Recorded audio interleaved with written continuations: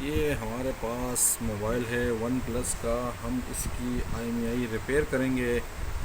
ठीक है, आपने देखना है कि हम इसकी IMEI कैसे रिपेयर करते हैं। सबसे पहले आप इसका मॉडल चेक कर लें, इसका मॉडल क्या है। ठीक है, इसके मॉडल को चेक कर लेते हैं। ये है वन प्लस 5। ठीक है, वन प्लस 5 ये इसका मॉडल है और इसका एंड्रॉयड वर्जन है 10। सही है। और इसका नाम है वन प्लस A5000। ठीक है, हम इसकी IMEI को ना रिपेयर करेंगे। रिपेयर करने से पहले हम लोग क्या कर लेते हैं, इसका OEM और USB डिबगिंग ऑन कर देते हैं।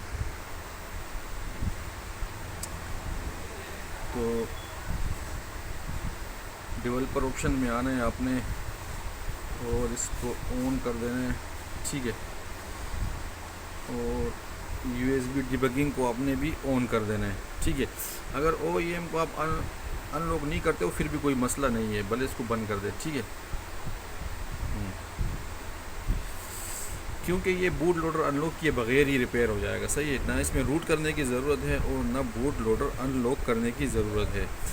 ये सेटिंग करने के बाद आपने सिर्फ सिंपल क्या करना है, मेडिकल क्रैक खोलना है।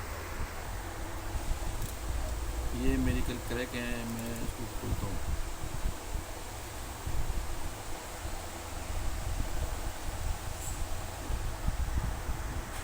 ये आप देख सकते हैं मेडिकल क्रैक खुल गया है। आपने यहाँ पे कोलकम पे जाना है।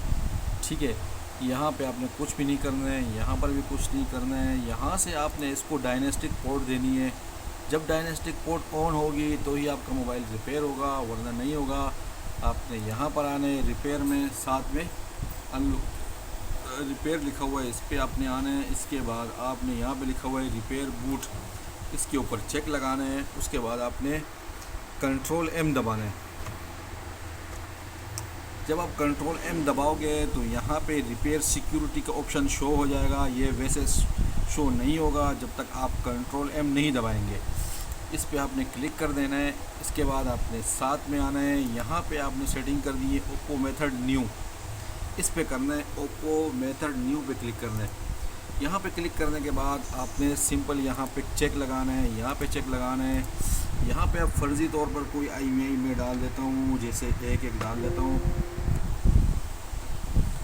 यहाँ पे हम दो डाल देते हैं।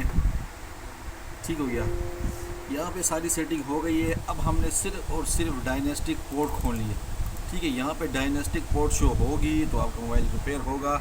उसके लिए हम अब मोबाइल में आते हैं। यहाँ पे हम लोग इसकी डायनेस्टिक पोर्ट खोलते हैं। तो यहाँ पे हमने क्या करना है, सिंपल कोड लगाना है, *801#। तो ये फैक्ट्री मोड खुल जाएगा। फैक्ट्री मोड खुलने के बाद हमने यहाँ पे लिखा हुआ है फुल पोर्ट स्विच, इसको ऑन कर देना है।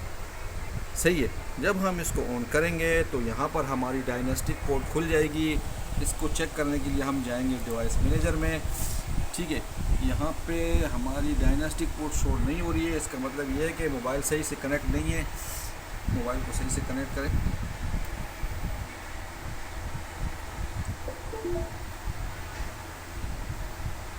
ठीक है, अब यहाँ पे मोबाइल कनेक्ट हो चुका है, आपको आवाज़ भी आ गई होगी। और अब हम यहाँ से चेक करते हैं कि डायनेस्टिक पोर्ट फिर भी शो नहीं हो रही है। हम दोबारा से इसको ऑन ऑफ करके चेक करते हैं। इसको ऑफ करते हैं फिर ऑन करते हैं।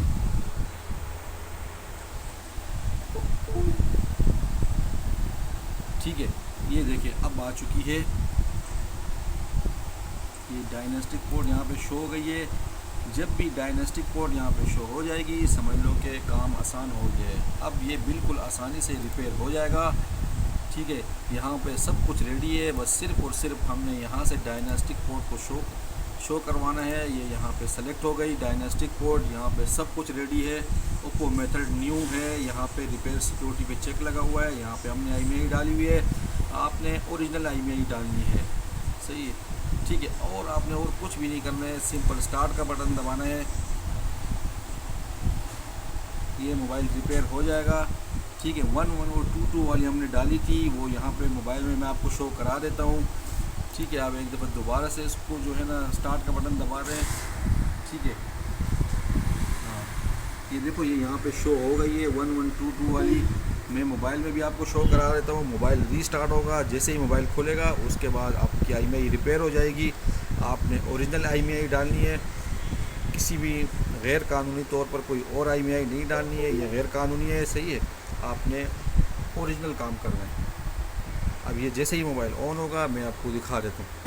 हमारा मोबाइल ऑन हो चुका है। ठीक है, अब मैं आपको 11 और 22 वाली जो IMEI मैंने डाली थी वो मैं आपको दिखाता हूँ।